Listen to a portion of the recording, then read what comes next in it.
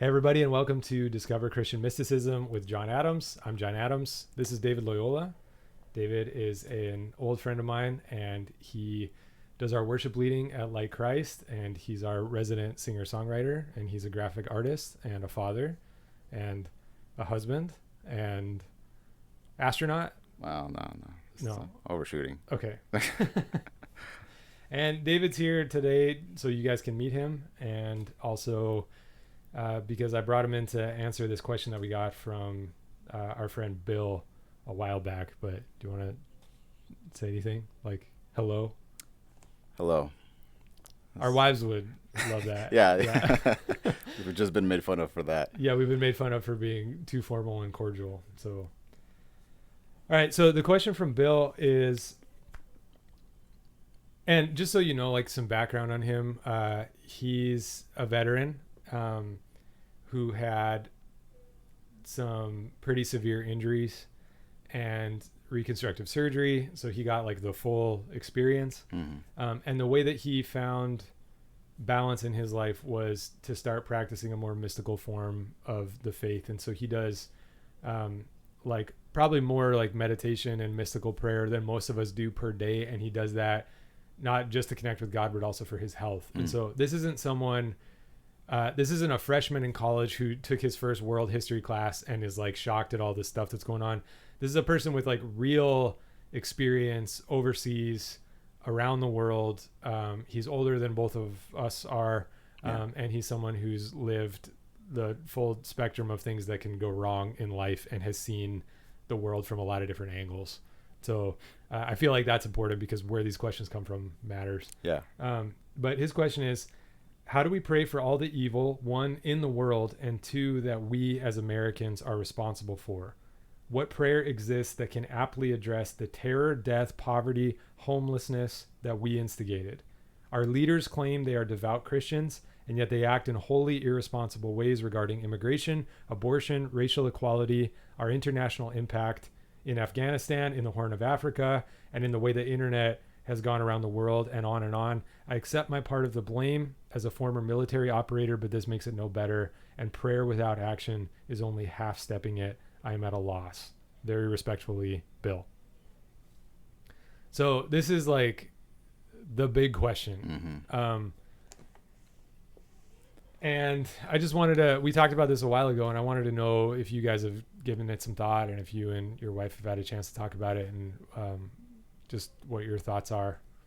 Yeah. So like you said, we talked about it in a bit now.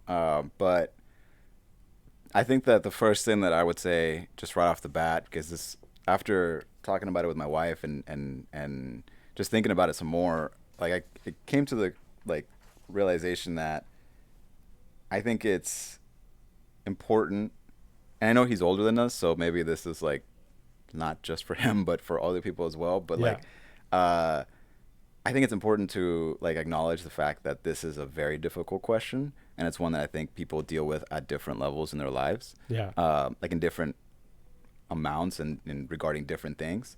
But I think it's very mature to be asking that question. And to come to the acknowledgement that there's no like very clear, easy answer for it. Right. I think just asking the question is like a good first step in the direction of like maturing and growing and understanding that this whole life experience is much bigger than us. And that there's clearly like something that God is doing. We don't understand it, and sometimes we won't be cool with it. But it's there, and we're acknowledging, we're witnessing it, right? So I think that's important to say up front. But after thinking about it some more, I guess I wanted to follow that up with kind of like expressing or like conveying where I come from with my answers for this. We talked about it a little bit, and I was remembering how like I grew up with a version of that question, right? Obviously not exactly the same, but a version of that question at different stages of my life. And at different stages, the answer that I would come down to, like the conclusion that I would come to, was always different. When I was a kid, I was disappointed with the authority figures in my life, and I would get, this idea that once I grew up, I would be able to right the wrongs that were around me. My conclusion at that stage was, so all the evil, all the like things that are being done wrong in the world, like it's all going to change once I get older, once I get to a certain age. So the problem is that other people are in charge and not me. Yes. Because yes. I'm the good guy. Right. Yeah. I'm the hero. Exactly. Yeah. As a kid, that was where I would land, right? When I became a teenager, I kind of got to a point where I realized, oh, there's no good guys. You know what I mean? Yeah. Like, that was the stance that I was taking, and I was like, everything's evil all the time, always. And my mentality was, well, I'm just waiting. And at that point, it wasn't me, but it was always like, I'm just waiting for God's vengeance to come and just like smite everybody. You know what I mean? Like, I just want to see people punished for their wrongs, right? I was angsty as a teenager, and so I wanted to see, in any reference that I would see in the Bible where it talked about God's vengeance or God's wrath coming upon somebody, I would be like, yes, that's what I'm waiting for. You know what I mean? When I got older, I didn't like that conclusion anymore. I wanted to be more loving to people, and I wanted to be, I wanted to experience what I realized was the fact that I was also a contributing factor in the evil around me. So if God's wrath arrives on all of us, then it's coming on me too. Yeah. And whenever I was like particularly wrong, whenever I felt like I was a, big contributor to the evil around me, I was afraid of that wrath, of that vengeance, right? And so that answer didn't work for me at that point anymore. But at the same time, now, as I've gotten older, and especially over the last, I would say, 6 years, I kind of get to this point where none of the answers that I had before work on their own. Yeah. But there's elements of all of them that are kind of required to just deal with the situation that we're in, right? Yeah. All of us as humans, which is dealing with the evil around us. So as I was talking about it with my wife, I said, last year I wrote a song called Holy Vengeance, and it was the work of probably several years of thinking about that original stance that I had, or when I was a teenager, which was like, I just want to see God's vengeance come, right? Yeah. And I didn't write it for many years because I didn't feel that I was going to do it right. I felt like I was going to do that wrong. And last year I finally wrote it, and it's a song that I feel doesn't give you a very good answer for anything, because it's really just asking for God to do something, right? But also taking responsibility for the fact that I'm a contributing factor to that. And so if God's going to do something, I have to stand up and meet my responsibility, like, face first, right? Yeah. And so that song was my way of dealing with that. I've also come to the realization that a lot of the big problems around me are beyond my scope of influence. Yeah. And the only hope that I have at this point is that if I can influence the people that are within my scope of influence, then maybe that'll trickle down to the people that are in charge of some of these bigger systems. Sure. That's not to say that I believe that I'm going to change, the president of the United States, or, the leaders of Taliban, or any of these people that are way beyond my scope of influence. But it's to say that I am acknowledging my responsibility over the people that I have a connection with, recognizing that there's evil in a large macro scale, like the things that this gentleman addressed and talked about. But that same evil is the same evil that influences and fuels, whenever I treat my wife poorly. You know what I mean? It's the same evil that is in is responsible for the breaks in the relationships that we have with our family members. Yeah. It's the same evil. And so I need to meet my evil where I'm at. Yeah. And hope that by doing that, there's small like changes that encourage and bring hope to others, so that they can make good decisions too. Yeah. And if that just keeps happening, we're talking about an eventual like, snowball effect that hopefully will reach someone who has a much larger scope of influence, and is responsible for a much bigger problem, Yeah. and might be able to address it better. Right. So that's my very hopeful like Sure. answer. And it's kind of like that's a potential maybe someday that Yeah. could happen. And really but that beyond, desire doesn't take away the responsibility that you have to deal with No. the small evil in your life now. No, because the other thing is that the small evils that I have in my life now are the evils that, like, more than likely, most of them at the very minimum. There's a few that probably would extend beyond my lifetime, but most of them are going to be within my lifetime. Right. The big evils in the world are evils that have like trickled down over like centuries sometimes. And so to assume that I can change that alone is like not beyond like, at least in my opinion, beyond like the scope of like reason, right? But I'm also like at a point where it's not to say I'm going to like remove myself of the responsibility that I have towards those decisions or those situations, because even though they weren't my decisions, there was decisions from other people before me. Like I have inherited them. You know what I mean? Some of these problems affect me directly, affect people around me directly. And so there's an inheritance there that I have to deal with. But they'll probably be around once I'm gone. You know what I mean? Right. So for me, more than anything at this point, and again, I know that this is not going to be the answer for everybody because not everybody has kids, but for me, one of the biggest things is I need to make sure that my child understands the stance that I'm trying to take with these issues, so that they can hopefully continue the work once I'm gone. You know what I mean? Well, and like also organizations that you're a part of, like Christ, or even your job, just to be there and to make sure that those decisions that lead to evil don't get perpetuated. It's absolutely overwhelming to look at like the sum total of evil in the world and ask like, okay, what can I do about this? But that is a way to participate. Understanding also like the limitations of our position, right? And it takes like you said right now, understanding it, right? Like understanding requires like research and actually like looking into it, reading it, and finding out, like really getting down to what happened, how do we get here,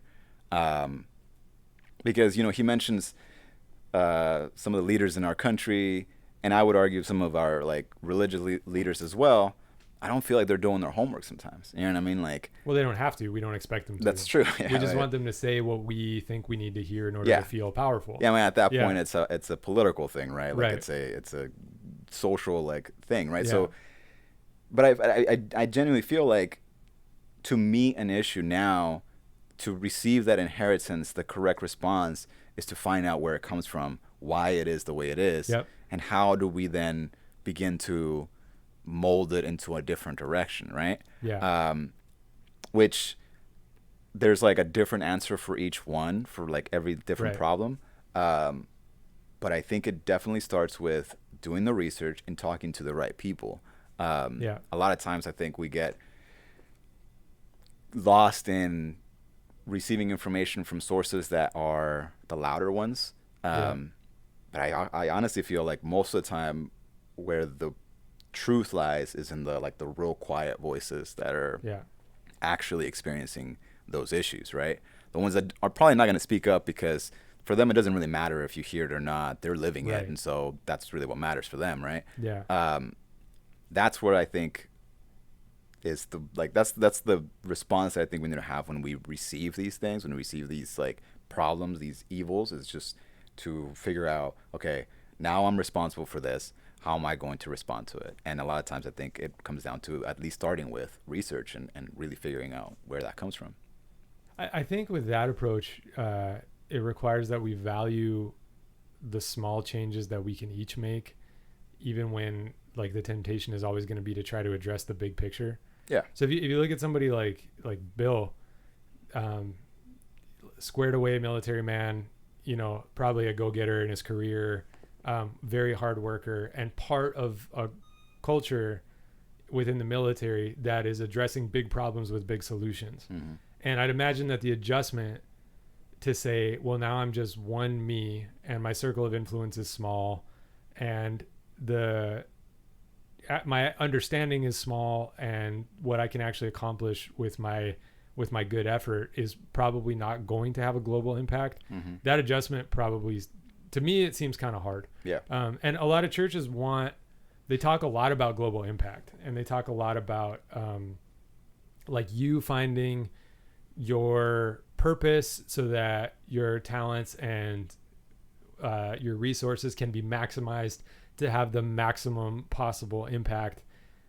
But I think that if we're honest, we have to take a step back from all that and say, like, what God has actually called me to do in my life, the sum of it, whatever global impact I'm going to have, is something that only God can see mm-hmm. from the end, looking back at my life while I'm living it. And that larger meaning of my life is something that's made up of tiny bits mm-hmm. and single decisions and specific relationships and times of prayer and times of worship and times of confession mm-hmm. over the course of my lifetime. And I think that within Jesus' way is the understanding that we're going to value the small changes and the small acts of piety and the secret stuff and the private stuff. Mm-hmm. There's the parable about, you know, heaven rejoices over one sinner who repents instead of the 99 who didn't need any repentance, right? Mm-hmm. We see this in Jesus' teaching, that there's a value placed on the small individual day-to-day mundane, non-flashy answers to all of these problems. And that's why the second beatitude is, blessed are those who mourn, for they will be comforted. And mm-hmm. I think in a certain sense, just Bill being aware of what's going on, you or me being aware, even our children being aware of what's going on, the hypocrisy of our Christian leaders and the damage that our footprint has caused on a global scale, us being aware of those things and having that reaction, I think is in the ballpark of what Jesus was talking about when he was talking about mourning. Mm-hmm. We're supposed to be painfully aware of the damage that our selfishness and our attitudes and our ambition have caused in the world. And we're supposed to take responsibility for those things and take them seriously. I think the problem with people in general, though, is that we're way more efficient at causing damage and causing problems than we are at fixing problems. Yeah. And I think a lot of times we want to use that same ambition and that same drive and that same sort of quest for power and control to undo the damage that we did mm-hmm. with those same attitudes. And I don't think it works like that. I think one of the things that Jesus is trying to teach us is that it doesn't work like that. Well, and I think it's also like, so you say like we're way more good at damaging, but I would argue that like what oftentimes I think happens is that we're making the same small, I think, at least at this point, I think we're creatures that are only capable of making really small decisions at a time. Sure. Right. Yeah. Once in a while, a big one comes along and we put a lot of attention and focus on those. Right. But most of the time it's what you eat, the soap you use to wash your clothes. Right. Yeah. Yeah. I mean, we were talking about, we were having a very existential conversation about time the other day. Yeah. And I was saying how like we really have no promise of a future, and our past is only in our memory. Right. The only thing that we have at this moment is the moment that we're in, right? Right. So I think that with both evil and good decisions, I think we're only capable of doing small incremental like changes at a time. Right. But I think what ends up happening with evil decisions is that we don't realize that the effect they're having and compounding until it's too late. And so it's like a big deal by the time that we've actually acknowledged the problem. So it requires way more consciousness to make positive, good decisions small, positive, good decisions every day. Like you have to do that intentionally. Right. And the destruction comes more as a default. Yeah, like you because can just we're consuming creatures. exactly. Like Yeah. it's we will, and it's part of like just the makeup of the creature Yeah. that we are. But it does take effort to make the small decisions that will offset those Yeah. other ones, right? Right. And I also think that you mentioned, like how in Jesus' way, it's very obvious that he places importance on the small and the like long term, right? Yeah. The things that take time.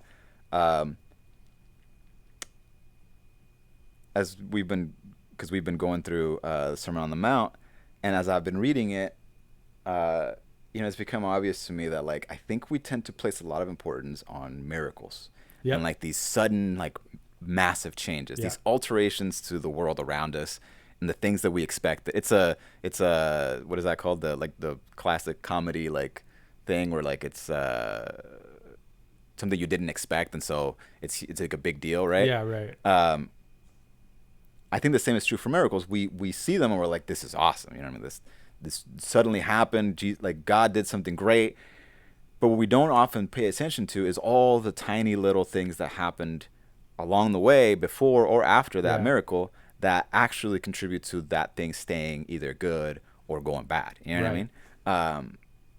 And as we see the Sermon on the Mount and like the way that Jesus kind of lays out this framework for life, most of it is hard work that no one's going to recognize. Right. It's not going to make flashy news. Yeah. No one's going to say like, oh, you know what? Like this person, we need to like write it down in history because they did this huge thing. No one's going to do that. It's just do the right thing in the area that you're in. Yeah. Don't do the wrong thing because then you make these things worse. You know what I mean? Right. And I feel like we got to like apply the same thing to these problems that are around us. And it's not, again, it's like this constant balance and back and forth of, it's not to say that we remove our responsibility from them. Right. But it is to say that generally speaking, we're probably not going to see a sudden miracle. Right. And even if there is a miracle, that miracle needs to be sustained by like several good decisions, small good decisions that took work from people that were doing things correctly before and then after to maintain that one event. You know what I mean? Yeah, the miracle or like the breaking through is the final expression of a lot of like preemptive work that went into it. Yeah. And it's work that is oftentimes, I think, invisible, like to most of us. It's like spirit work, right? It's the stuff that gets done behind the scenes by people who pray a lot. And honestly, like people that are way better than I am at it because they're able to see the matrix. You know what I mean? Like they're able to understand that, that you mentioned, the Beatitudes and, blessed are those who mourn. But there's also like, blessed are those who hunger and thirst for justice, for they will be satisfied, right? Like, I think people who pray for that, who pray for justice, who desire that, and bring that desire to God, like they're beginning to contribute to this like behind the scenes spiritual realm that God is just waiting for all of us to plug into and say like, all right, Lord, I'm ready for it. Whatever comes next, like I'm ready for it. And whatever like decisions need to be done to make this happen and like for that spirit world to break into our material world, like I'm ready for it. That stuff I think is what we don't usually talk about and we don't usually recognize. And I actually don't feel like it needs to be recognized. It needs to just be our like daily life. You know what I mean? We need to plant the seeds. Yeah. And then we need to trust that they'll grow when it's time. Yeah. We were talking a little bit about this yesterday when it comes to just Christian mysticism and a more spiritual understanding of the faith in general. Like that work has been going on for a long time. Mm-hmm. And I think that it has a ways to go yet before it has a real impact on sort of Christianity in general, from a popular standpoint, because there have been mystical movements in the past that have moved the church one way or the other. But the idea that like we need to return to who Jesus taught us to be, we need to apply ourselves spiritually to do what he said, the idea that our outward institutions can no longer reflect the ideals of the world if we're going to claim that we follow Christ, and we need to like purify those outward institutions, including politics and including church and including like these our leadership that Bill mentioned, that we need to make sure that those are an authentic representation of what the Spirit is actually telling us to be, and that we're actually responsible to make that happen. Those are ideas that I think are just still in their infancy. And I think that it'll be beyond the scope of my lifetime if this turns into a bigger movement that has any sway.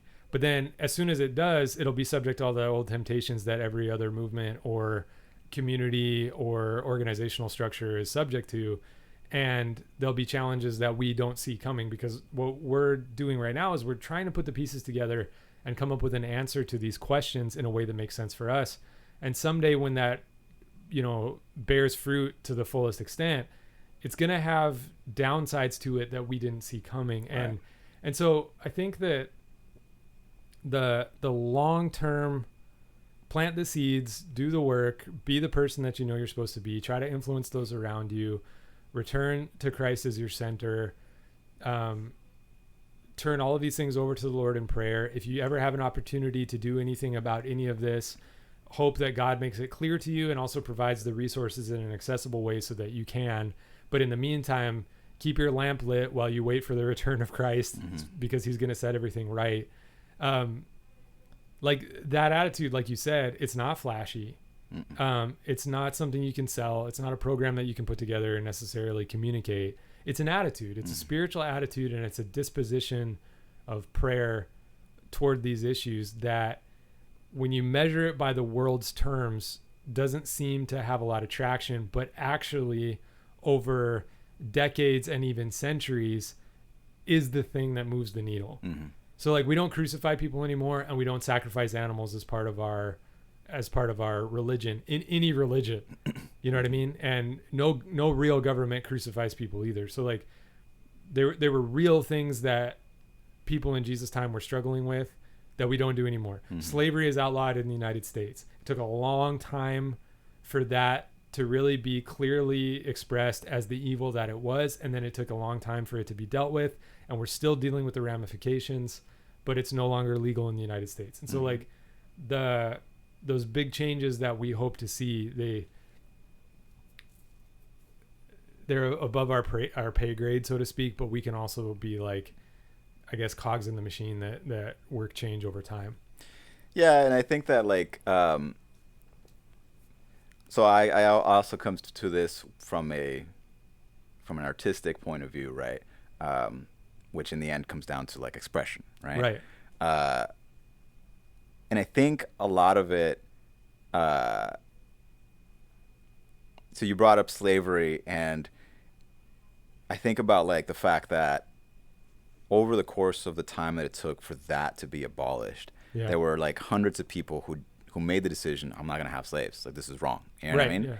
Yeah.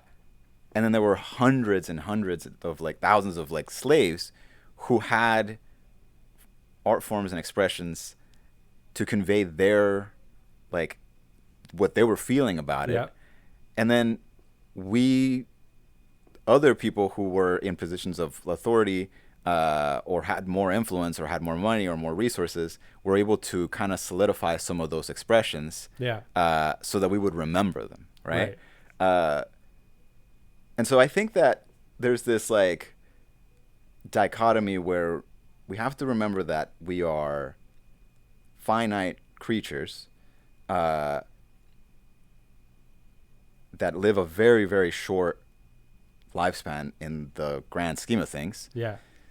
But it's like, at least it seems, based on what we see both in the Bible by the like stories that are kept there, and then what we see in history, through church history and just general history, that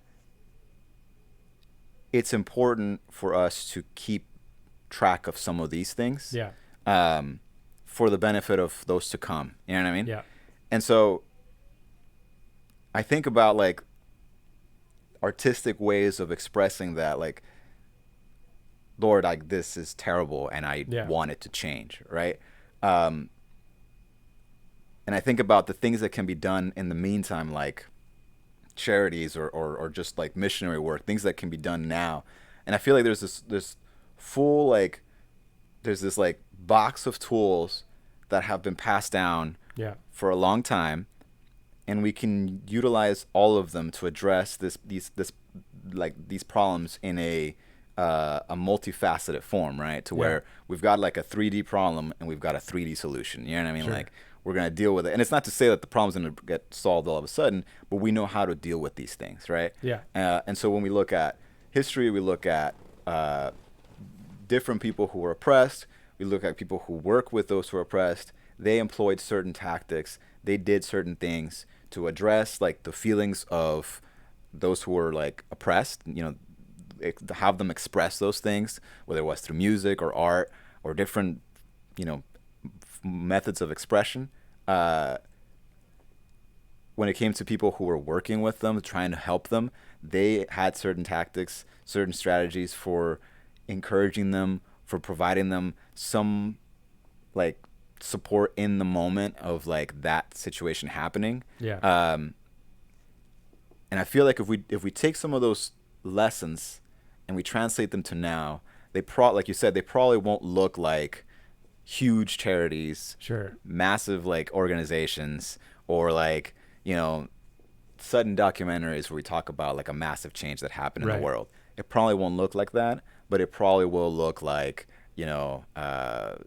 slavery, like the slave spirituals. You know what I mean? Sure. Or like the arts that we see in museums of like people suffering in different situations through time, through history. It'll look like some of the prayers in Psalms, you know what I mean, and Lamentations, Right. like some of those moments where people were just like feeling at their worst, you know what I mean? And it's funny because I was talking to my wife about it, and we were talking about like that, like is it in Psalms where it says like they're basically praying for their enemies' children to be bashed against the Yeah. rocks, and I was telling her, I don't think that that's like a good thing to feel towards Right. anyone, but it's very interesting that in God's like sovereignty and his wisdom, he decided to include that Right. as a, what, sometimes you're going to feel this Yeah. and it's terrible Yep. and it's wrong, but I'm going to let you say it. You know what I mean? Right. Like, I'm going to let you say that to me because I'm big enough to handle whatever it is Yeah. that you throw at me and whatever emotion you're feeling at the moment. That has been very encouraging to me as I face some of these things over the last 6 years, just the things Yeah. that are going on in this country and in the world. It's become clear that like over history, like over the time that we've been on this planet, there have been people who have expressed themselves, and God has allowed them to express themselves Yeah. in their darkness, as hard as it might be to hear that later. Right. And as much as we say, well, we shouldn't say those things anymore, they've Yeah. expressed it because they were there and they were living it. Yeah. And I think as long as the attitude is, I'm giving this to you, Yeah. Lord, so that you can deal with it, I think that's like you have the space to deal with that. You know what I mean? You have the Right. space that God gives you to deal with that. And then there's, like I said, ways of like being like just that light and that support for people when you're in a position of privilege and not the victim, to be there for them. Yeah. I think of like missionaries who I know personally, who have gone to some of these countries, in South America and in different places, in China, and their whole thing isn't, I'm going to convert the whole country. Right. It's, I'm going to this one village and we're going to help them make houses, or Yeah. I'm going to be living with them and we're just going to like integrate fully into Yeah. their culture. And my plan isn't to like convert the entire like Yep. country. It's just to work with this one tribe or Right. these people here, right? And then sometimes they don't really do much, like they don't Yeah. accomplish much in their lifetime, but over generations, like Yeah. there's the remembrance of that one person that did that one thing. You know what I mean? Yeah. So all these things I think like are not like you said, not the flashy changes. Yeah. They are hard to sell because nobody wants to make those big leaps, right? Right. They're hard to sell because we don't want to hear people talk about their enemies' children being bashed against rocks. Right. That's not like, we don't want to see that, and we think to be wrong. Just like we don't like to see like rioting in the streets whenever people are being oppressed. But there's room for all these things, and all these things we've seen through history, and they contribute to, like you said, a larger change over time. Yeah. That we probably will not witness in our lifetimes. Right. But it's going to happen at some point, right? Yeah. Yeah. So, I wanted to kind of wrap up talking about the mystic's curse, because to me, I think it's important. The way Bill framed his question was, what kind of prayer can address these issues? Mm-hmm. And that's definitely not the way that most people would look at it. Yeah. Most people would say, what do we need to do politically? What do we need to do organizationally? What do we need to do as a church? Now, all that stuff is wrapped up in Bill's concern and in his question. Mm-hmm. But to him, the point of the spear is prayer, or whatever kind of spiritual exercise we engage in personally, and how does that move the needle on any of this? Mm-hmm. And there's an article called Contours of Spirituality, I think, by Hub Welson. He's a Dutch writer, and he talks about how when you have true spiritual experience, then that true spiritual experience actually destroys the framework for your previous spiritual experience. So like, once you have a real encounter with God, then the way that you knew God before is no longer valid, because you have your own experience now. And like, once you have a true encounter with Christ, then you kind of step back and you go, man, the way I understood Christ before is not the way that I understand him now, because I had this really personal encounter, and now I'm aware of all these things that we got wrong before. And so I can't just go to someone and say, you should believe in Jesus, because I know that they're probably operating under the old framework, and I'm no longer able to communicate. But the curse is that when you do have true spiritual experience, that experience demands expression, and it demands that you respond. So somebody like Bill, somebody like us, we grow up in the church. The church is, for better or worse, when you're growing up in it, it's the answer to all of life's problems. It's the answer to all the problems in the world. If everybody would just become a Christian and join our church, then everything would be fine. And then once you have a true spiritual encounter, you take a step back and you go, what in the world are we doing? Like, the church is not living up to what it says that it should be. And so I can't express myself the way that I used to, using church language and the church framework. And yet I've seen something, and I've seen problems, and I've seen issues that need to be addressed, and I feel personally responsible to address them, but I don't have the language anymore, because my experience of God actually ruined all the God language that I actually had before. So then the curse is, we can see the problems, but we can't use the old frameworks to address them. And we can't communicate with people who haven't had our experience, because they won't know what we're talking about. And then those institutions, because we can't use the old language and we can't mean it the way that we used to, they immediately see us as suspect, because we're troubling the peace and we're causing people to think differently, and we don't get it, or now we're on the outside kind of throwing stones in. And it's a really like difficult scenario to be in. And so when I think that kind of understanding of kind of the mystic's curse, like, now I see, and now I know that everything that I used to think, the way I used to think it was wrong, and I don't have language for this anymore, but I have to do something about it, because now I understand my own personal responsibility. Like, understanding that as the problem might actually help us pull from resources that are in Scripture and in our spiritual tradition to understand how other people and like other spiritual people from our faith dealt with these issues. So when you look at the prophets were always on the margin. Even somebody like Isaiah, who had like really strong ties with the royal court in Israel when he was doing his prophecy, like, God made him walk around naked for a year wearing a yoke, right? And so that immediately moved Isaiah from the center of whatever was going on in his people's life to the margin, right? And it was creative, it was artistic, because it's making a statement. And Isaiah embraced this position of powerlessness and marginalization, but from that position, he was able to speak things that he would not have been able to speak if he had been part of the framework that was holding everything together. Mm-hmm. And probably the most extreme example of that is Ezekiel, who laid down on one side for 3.5 years and played armies in the dirt and cooked his food over cow dung and was generally thought of as a lunatic, mm-hmm. but who was from that position, kind of in the powerless margin, was able to speak truth back into his society. And God tells him, none of these people are going to listen to you. So don't even bother with whether or not your communication is effective. Just say what I'm telling you to say the way that I want you to say it, because you are my prophet for this time and I need you to say it. And he says that to Jeremiah too. Like, they are not going to listen to anything that you have to say, but you've been chosen to say it.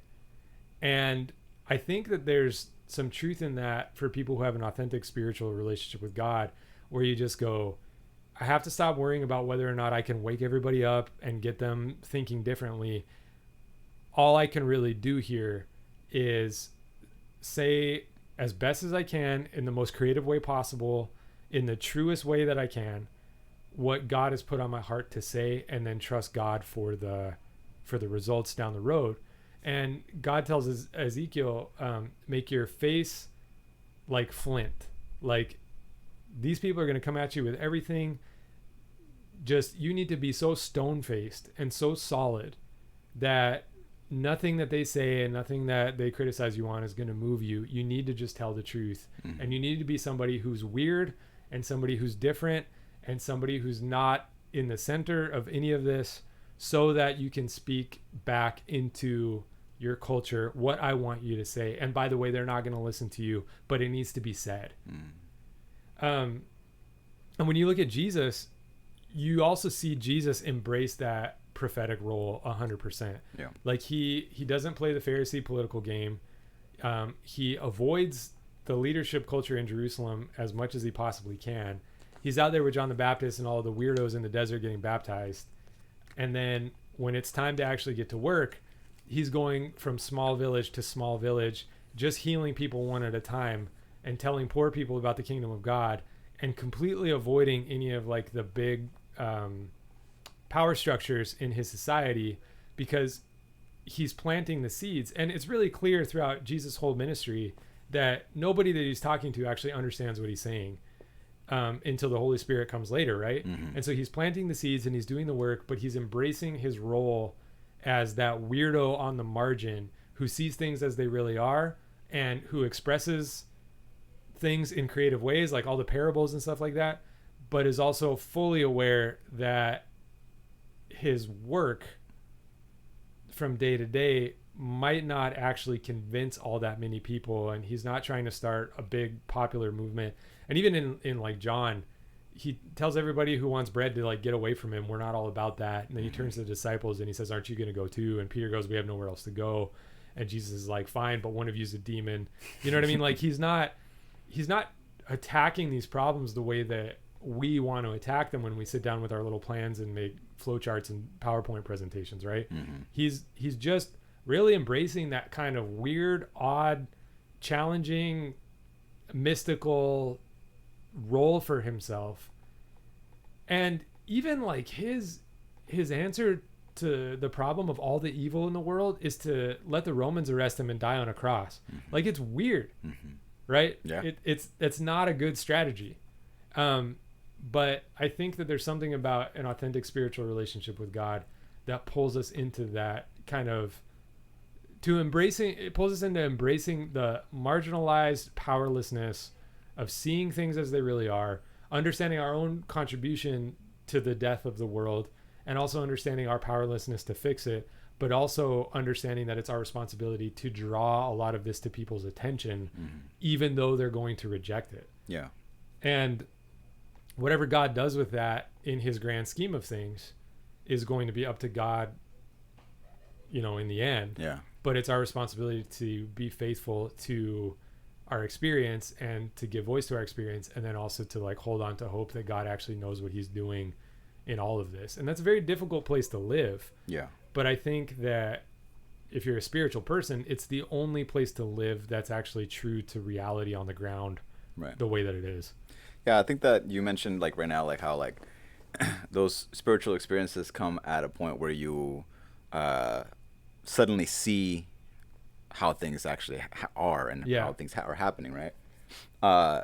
We talked about this like a few months ago, where I said that if only, like basically what I was saying was that sometimes I feel like God, in His mercy, like opens our eyes to the like the way that He is connecting all these pieces in our lives to make something happen, and we suddenly see His will not just as like, not in hindsight, but we see it like, we see the structure of it, we see the full like all the pieces and how they fell together, we see it, we see time in a moment, you know what I mean, of like that experience. And I was telling you like how that is to me like an eye-opening experience, not just because suddenly you realize this is happening and you didn't even know that that was the way it was, but because like you said, and I guess I hadn't really understood it that way, but because it becomes difficult to then communicate that. Right. But and I was telling you at that time that like, if only everyone could just see that, you know what I mean? Yeah. If only everyone's eyes would just suddenly open up and just for a moment glimpse at that. But I think that now I've seen that like, if it's I think God can be extremely merciful to us. Mm-hmm. And I think if you just like, if your attitude is like, Lord, I've witnessed this, like I've seen you work, I've seen your hand move, and now I'm different because of it. Yeah. Help someone around me see it too. Yeah. You know what I mean? Like, I don't think God wants us to do this alone all the time. Right. I think it's like seldom in the Bible do we see like just like these lonely prophets or these lonely people who experience God in a lonely situation, right? Well, Jeremiah had a community, and so did Isaiah, and it's possible that Ezekiel did too, even though we don't have a lot of information about that. Yeah, they weren't by themselves, right? They were the I guess the mouthpiece for their prophetic school. Mm-hmm. But they weren't the only ones. Yeah. And Elijah, when he says, like, I'm the only one, right? Yeah. God's like, no, there's 7,000 people in Israel, and they're my people, and what business is it of yours to try to be counting? Yeah, I love how God basically says to him, like, get over yourself, dude. Like, I got this. You're not alone. Right. Stop whining. But yeah, like I think that a lot of times if we just pray, like, Lord, I need someone else to talk about this with. You know what I mean? Like, I think that kind of attitude is the same attitude that leads us to then communicate those things to others, as difficult as it is to communicate them. Yeah. But I think a lot of times it is through crisis or through difficulty or through the experience of those evils that some people's eyes are a little bit like there's less stuff in the way. You know what I mean? And we're able to just use the right words and really be like, at that point you kind of have to be prepared, right? Like you have to have like had the Spirit working on you so that like at the moment that you need to communicate something, it's the right words that are said so that that person's eyes open up as well and they see it too. But I basically what I'm getting at is like, no, I completely like understand that like the mystic's curse. I get it. That's like, it's so like it puts words to the whole thing because it is such a difficult experience to be in. But I think God can be very merciful in allowing us to have someone else who also sees it. If we just kind of pray and ask, like, Lord, I need someone to talk to about this, and I need to be able to work with someone on this, even if it's going to be me helping them get there, right? Yeah. Well, okay, so let's close on two practical things. When I handed in my thesis to my thesis committee about Christian mysticism, I was really worked up about, this was 2018, so it was before I knew the full extent of it, but I had this feeling that the American church was about to fall apart at the seams and that we were in serious trouble. Turns out I was right. Turns out I wasn't the only person to notice that by far, or the most important person to see it either. So, but Dr. Stiver, who I've interviewed for this channel, just said, John, there's one thing after they did the review of my thesis, there's one thing that I need you to understand before we let you go, before you graduate from our program. And I said, what is that? And he goes, it doesn't all depend on you. I was like, what do you mean it doesn't all depend on me? I see all these problems and I see the solution. The solution is that we get more mystical and that we start building our spiritual relationship with God. Yeah. But in reflecting on that, you know, God's not taking applications for people to die for the sins of the world. Like Jesus already did that. Yeah. And he's already our Lord, and he's already our Messiah, and he's already our King. And he already dealt with evil and sin and death. We're just waiting for the final, you know, working out of all that. And it's not my job to die on the cross for the sins of the world. And I'm not up to the task either, even if it was my job. My job is to carry my cross. Whatever that looks like day to day. And like you mentioned earlier, most of the time, it's going to be how I treat my wife and my kids.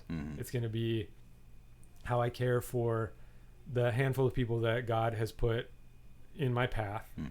And if I have a chance to affect some of the bigger issues from time to time, then I'm going to make sure that I'm spiritually ready to and prepared to make those decisions correctly when they come along, but also understand that my life is made up of a bunch of smaller decisions that are just as important that I have to take care of today. And I can't get distracted by looking at those big decisions. That's an attitude to have. Like, I'm not the guy. Jesus is the guy, and I'm just a reflection of him. But I wasn't meant to be a worldwide reflection. I was meant to be a reflection in my own family and my own community. But then the second thing is, so like my dad works off and on for a group of people who go and do hurricane relief, and they rebuild houses. Like he was in New Orleans after Katrina, years and years after Katrina when they were still rebuilding. And then they were in Houston, and that hurricane just hit New Orleans last week. And they already sent up the call for people to go back to New Orleans and to do some work once the water goes down. And then they're also recruiting people to go to California and help rebuild after some of the wildfires. And like, this is an organization that there's never very many people in any one spot working. They usually are funded enough to tackle a few projects, but they're not going to like rebuild Houston. Like the government's not going to contract them to rebuild all of Houston. They're going to rebuild houses for a few people who can't afford to hire a contractor and whose life is in ruins because a storm hit and their insurance didn't pay out or whatever.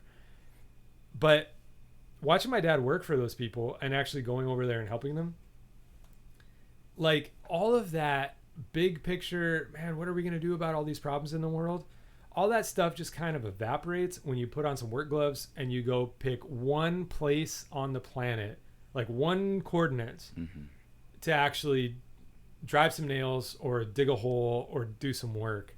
And I've personally felt like the anxiety and the stress that comes from worrying about the big picture, I felt a lot of that melt away when I can help someone specific with a specific problem. Like your brother last week, right? His brothers, they moved into a new house, and they called us kind of in a panic because the movers didn't show up to move all their stuff. And so we got to take some of our students over there and just help your brother move. And it was like, was anybody going to die if that didn't happen? No. Was it something that changed our involvement in Afghanistan as a nation?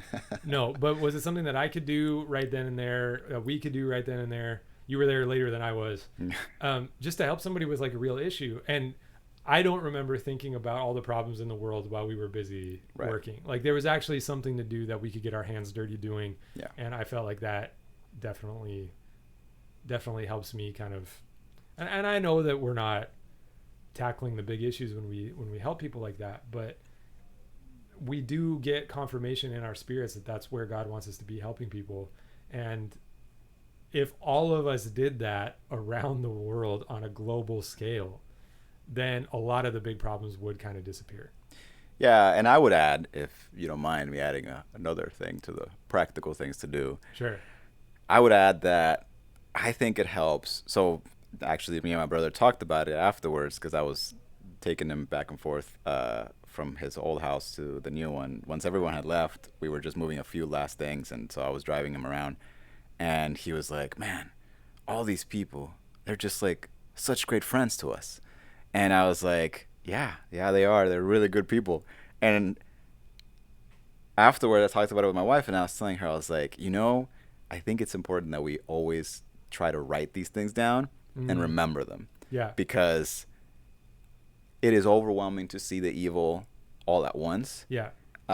It's easier to see it if you've got a repertoire of memories of moments where evil was defeated or wrongs were righted. You know what I mean? Like, it's so much easier to deal with it then. Right. Because I think, like, again, we don't have the future promised, and the past is only in our memory, and if we forget, then it's gone. You know what I mean? So I think remembering some of these things that are being done correctly, and remembering sometimes even the difficulties of people, like it was just the 20th anniversary of 9/11, and we were talking about some of the stuff that we were watching, and I was later on seeing, like, I guess they printed out these huge banners with, like, some of the voicemails written down, right, of, like, people who sent voicemails from the planes or from the towers.